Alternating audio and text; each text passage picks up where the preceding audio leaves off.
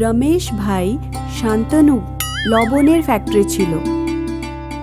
ওরা কচ্ছের খাড়ি থেকে লবণ বার করে নিয়ে যেত। রমেশ দেখলো যে কিছু মাস ধরে ওনার কোম্পানির লবণের বিক্রি কম হয়ে যাচ্ছিল। উনি এই কথাটা নিজের ম্যানেজারকে বললেন। স্যার, আমাদের নতুন কোনো অফার বের করা উচিত, তাতে করে আমাদের কোম্পানি অনেক লাভ করতে পারে। নতুন অফার?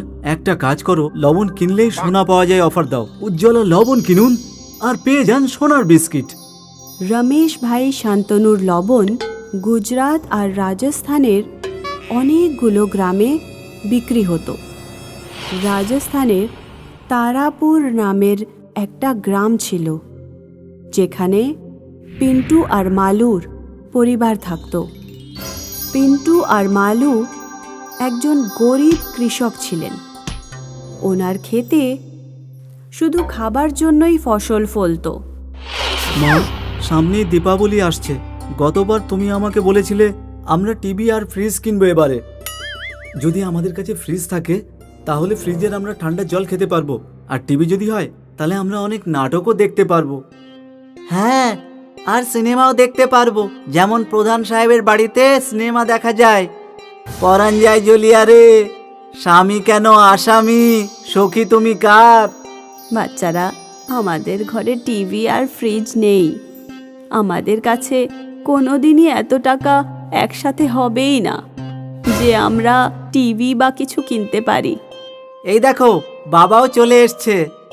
তোমরা সবাই কি নিয়ে কথাবার্তা বলছো? বাবা, এই দীপাবলিতে আমরা টিভি আর ফ্রিজ কিনতে চাই। আচ্ছা, আমি বাক্স খুলে দেখি যে আমাদের কাছে কত টাকা আছে। মালুর বাবা বাক্স থেকে সব টাকা বের করে গুনতে থাকে। শোনো বাবারা, আমার কাছে শুধু 4,900 টাকা আছে। এতে তো না টিভি কিনতে পারবো না ফ্রিজ। এর মানে হলো আমরা টিভি আর ফ্রিজের স্বপ্ন দেখা ছেড়ে দেওয়া উচিত। তখনই পিন্টু খবরের কাগজ নিয়ে বাড়িতে পৌঁছয়। একটা উপায় আছে, উজ্জ্বলা লবণ কিনতে হবে। উজ্জ্বলা লবণ? হ্যাঁ, এদের এই বিজ্ঞাপনটা দেখ, যে কোম্পানি 1000 স্পেশাল লবণের প্যাকেট বানিয়েছে, আর ওই 1000 প্যাকেটের মধ্যে মাত্র 10 প্যাকেটে সোনার বিস্কিট পাওয়া যাবে। তাই? আরে পাগল, রাম চাচার দোকানে উজ্জ্বলা লবণ বিক্রি হচ্ছে, আর ওনার দোকানে যত লবণের প্যাকেট আসে আমরা সব কিনে নেব খনি। কোনো না কোনো প্যাকেটে তো সোনা অবশ্যই পাওয়া যাবে। হ্যাঁ, তারপর আমরা সোনার দোকানে গিয়ে সোনাগুলো বিক্রি করে টিভি আর ফ্রিজ সহজেই কিনে নেব। পিন্টু আর পিন্টুর বাবা গ্রামপাল চাচার দোকানে পৌঁছয়। আমার কাছে শুধু এখন 250টা প্যাকেট পাওয়া যেতে পারে। 5000 টাকা দাও আর সব প্যাকেট নিয়ে যাও তোমরা।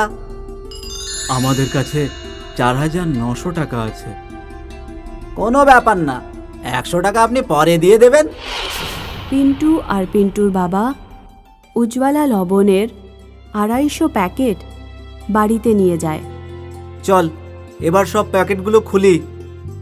পুরো পরিবার সকাল থেকে বিকেল শুধু লবণের প্যাকেট খুলতে থাকে, কিন্তু কোনোটাতেই সোনা বেরোয় না। আমাদের ঘরে লবণের পাহাড় তৈরি হয়ে গেছে, মাত্র 4টে প্যাকেটই বাকি আছে। ওরা সবাই মিলে এক এক প্যাকেট হাতে নেয় আর ওগুলোও খুলে দেয়। শেষের 4 প্যাকেটেও সোনা বেরোয় না। পুরো পরিবার কাঁদতে শুরু করে দেয়।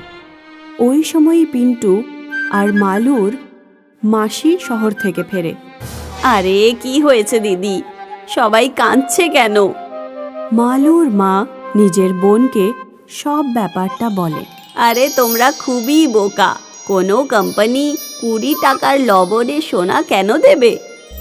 এই সব কোম্পানির চালাকি, নিজের সেল বাড়ানোর জন্য। অন্যদিকে গুজরাতে রমেশ খুব খুশি ছিল।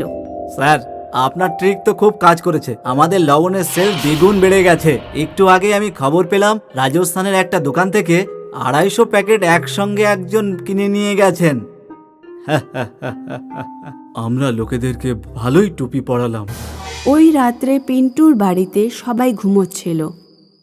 রাত্রে পিন্টু জল খাওয়ার জন্য ওঠে আর দেখে যে কোনায় একটা লবণের প্যাকেট পড়ে আছে। মনে হচ্ছে এই প্যাকেটটা খোলা বাকি রয়ে গেছে। পিন্টু যখন ওই প্যাকেটটা খুলে পুরো লবণ বাইরে ফেলে, তখন প্যাকেটের মধ্যে থেকে দুটো সোনার বিস্কিট বেরিয়ে পড়ে। মা, মা, এই দেখো বাবা, সোনা পেয়ে গেছি। পিন্টুর বাবা পরের দিনই বাজারে গিয়ে সোনার বিস্কিট বিক্রি করে দেয় আর টিভি আর ফ্রিজ কিনে নিয়ে আসে।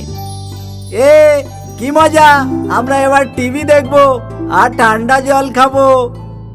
লবণে সোনার খবর পুরো গ্রামে ছড়িয়ে পড়ে। গ্রামের লোকেরা সবাই গিয়ে রামপাল চাচার দোকানে লবণের কথা জিজ্ঞেস করে, কিন্তু ওরা লবণ কিনতে পারে না। লবণে সোনার খবর রমেশ ভাই শান্তনু অবধি পৌঁছয়। প্যাকেটে তো আমরা কোনো রকম সোনা দিইনি, তাহলে ওই গ্রামের কৃষকটি আমাদের লবণের মধ্যে সোনা কি করে পেল? স্যার, আপনি তো জানেন সমুদ্র থেকে লবণ তুলি, আর সমুদ্রে কি না পাওয়া যায়। আর আমার মনে হয় যে ওখান থেকেই সোনা প্যাকেটের মধ্যে কখন চলে এসেছে হয়তো। রমেশ লোভে পড়ে নিজের গোডাউনে গিয়ে যতগুলো লবণের প্যাকেট ছিল সব খুলে দেয়, কিন্তু ও কিছুই খুঁজে পায় না। রমেশ অনেক রেগে গেল। গ্রামের ওই কৃষকটি আমাদের সোনা বিক্রি করে যা কিনেছে, লোক পাঠিয়ে ওগুলো সব নিয়ে চলে এসো। এটা আপনি কি বলছেন স্যার? একজন গরিব কৃষকের সাথে হিংসে করে লাভ নেই স্যার। আমি যেটা বলছি সেটা করো। ও তো আমাদের সোনা নিয়ে লাভটা করেছে। এক রাত পিন্টুর বাড়িতে চোর ঢুকে পড়ে আর জিনিসপত্র চুরি করতে লাগে। মালু ওই সময় ঠান্ডা জল খাওয়ার জন্য ফ্রিজের কাছে ছিল। ও যখন চোর দেখলো, চিৎকার করতে লাগলো। পুরো গ্রাম একত্রিত হয়ে পড়ল আর চোর ধরা পড়ে গেল। পুলিশ এসে গেল। চোর স্বীকার করে নেয় যে ওকে উজ্জ্বলা কোম্পানির মালিক পাঠিয়েছিল। এই খবরটা নিউজ পেপারে ছেপে যায়। লোকেরা উজ্জ্বলা লবণের বহিষ্কার করে দেয়। রমেশের খুব ক্ষতি হয়ে যায়। তুমি ঠিকই বলেছিলে, আমার ওই একজন কৃষকের সাথে হিংসে করা উচিত হয়নি। আমি কত পাগল ছিলাম, আর এখন আমার এর পরিণাম ভোগ করতে হচ্ছে। সেই জন্যই তো বলে হিংসা করতে নেই।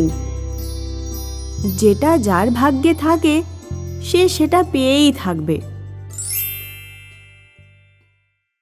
প্রতি বছর মে জুন মাসে ওবলাপুর গ্রামে ভয়ঙ্কর গরম পড়ত। বৃষ্টি না হওয়ার কারণে পুকুরের জল শুকিয়ে যেত, সেই সাথে মাটির তলার জলস্তর নিচে নেমে যেত। এই জন্য হ্যান্ড পাম্প থেকে জল বের করতে খুব কষ্ট হতো। আম্মা, কলের জল আবার উঠছে না। বালতিতে জল আছে, তাই দিয়ে স্নান করে নে। জলের বালতিও খালি মা। আমি 1 ঘন্টা আগে হ্যান্ড পাম্পে জল আসছিল, তখন বালতিতে ভরে রেখেছিলাম। মহারানী মনে হয় তাতে স্নান করেছেন। আমাদের ছেলে স্নান না করে এই গরমে কষ্ট পাবে। আমিও তো কালকে জল ভরে রেখেছিলাম, তোমরা তাতে স্নান করেছিলে, আমি তো কিছু বলিনি। আমার মেয়ে স্নান করেছে বলে তুমি তখন থেকে অত চিৎকার করছো। তোমার ওই মহারানী মেয়েকে বলো নিজে হ্যান্ড পাম্প থেকে জল তুলে রাখে যেন, না হলে কোনো একদিন আমার হাতে চড় খাবে। একবার গায়ে হাত তুলে দেখাও দেখি, আমি যেন আর মারতে পারি না।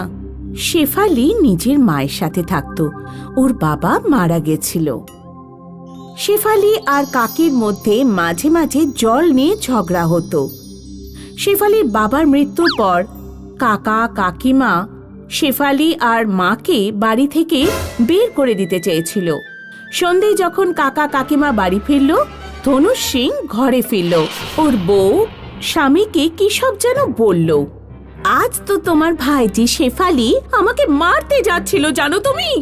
আমি একটু বলেছি হ্যান্ড পাম্প থেকে নিজে জল তুলে রাখো, তা শুনে তেড়ে আসলো মারতে।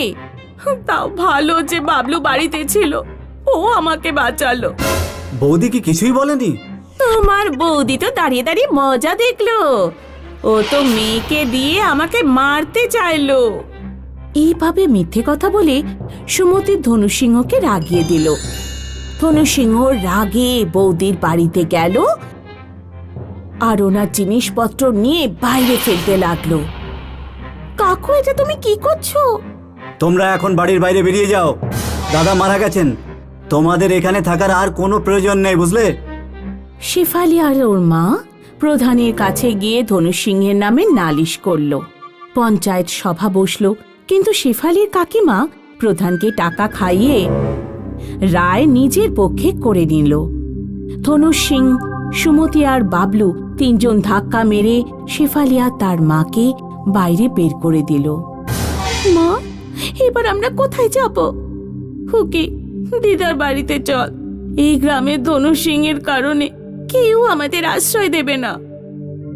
ভর দুপুরে শেফালির মা চলতে চলতে রোদ্দুর আর গরমের কারণে অজ্ঞান হয়ে গেল। ওঠো মা, তোমার কি হলো? শেফালি এদিক ওদিক জল খুঁজতে থাকলো, কিন্তু ওই নিরিবিলি জায়গায় ও কোথাও জল পেল না। শেফালি দৌড়ে গাছের কাছে জলের জন্য গেল। ওখানে ও একটা কল দেখতে পেল। হ্যান্ডপাম্পটা খারাপ ছিল, ওতে হ্যান্ডেল ছিল না। শেফালি একটা শক্ত লাঠি দিয়ে হ্যান্ডেল তৈরি করে নিল আর হ্যান্ডপাম্পে ফিট করে দিল। 1 ঘন্টা চেষ্টা করার পর হ্যান্ডপাম্প থেকে কিছুটা জল বেরিয়ে এলো, কিন্তু ওটা জল ছিল না, ছিল তরল সোনা, যেটা বাইরে বেরোতেই জমে গেল। এটা তো সোনা! শেফালি একটু সোনা নিয়ে নিজের মায়ের কাছে গেল। মা তখনও অজ্ঞান ছিল। একজন ছেলে ঘোড়া নিয়ে রাস্তা দিয়ে যাচ্ছিল।